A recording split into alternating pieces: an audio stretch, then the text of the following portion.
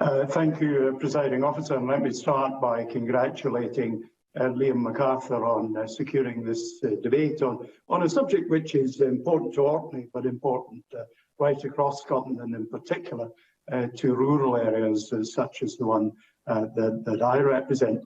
And I too would wish to express my unreserved support for the sentiment in this motion, if not necessarily agreeing with every word that I've just had Liam MacArthur say. But let me start from a position of saying I think we need to recognise the immense stress that paramedics have to face.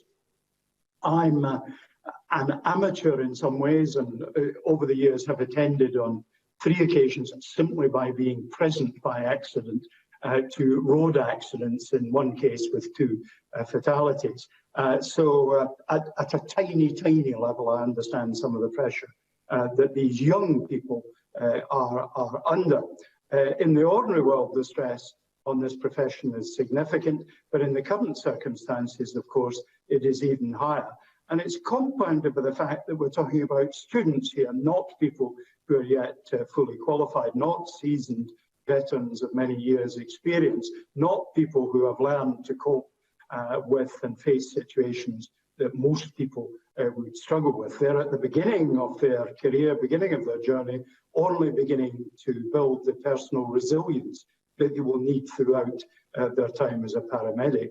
The real stress of their profession are augmented, of course, by the stresses of student life, having to learn, having to pass exams, and as we heard from Liam MacArthur, the disruption of their placement activity that is not neatly fitted in with the learning activities that they have to undertake, and indeed, in many cases, the necessity to earn some outside income to supplement their income otherwise. They, like others in the profession, will experience loneliness, overwork, and a degree of uncertainty, much more in the era of COVID-19.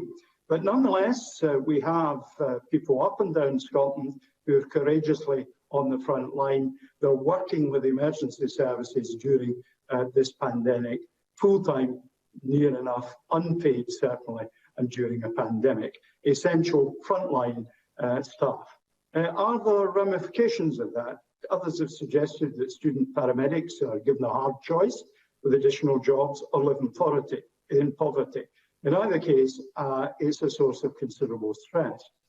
So how might they respond? Well, we might lose some to other careers, and that would be deeply regrettable that we don't want to happen. Is there competition for jobs at the moment? Well, yes, there is, but that's no excuse for approaching this in a way that could be considered to be exploitative. All these factors are important ones in people staying in the profession, progressing their professional qualification, and indeed encouraging others to come and join them in that. Because the ambulance service is a service that has suffered from a shortage of paramedics. Liam MacArthur talked about Orkney being without an ambulance for 2 hours. The geography of the northeast of Scotland means that we similarly can be without an ambulance for 2 hours, because the single ambulance in Banff, my nearest town, if it's gone to Aberdeen, it's away for that kind of period of time. So the problems of an island community are ones which other communities are familiar with. Now, the Scottish Government hasn't been ignoring this, and I'm sure we'll hear more from the Minister on the subject. They've explicitly stated they're reviewing the education of allied health professionals, a broader sweep of activity than simply the one that's the subject for tonight's debate. And that's an important and necessary first step. But 2020 has added significantly to this issue. I agree that we need to take adequate consideration of what are the right things for paramedics and for auxiliary health professionals.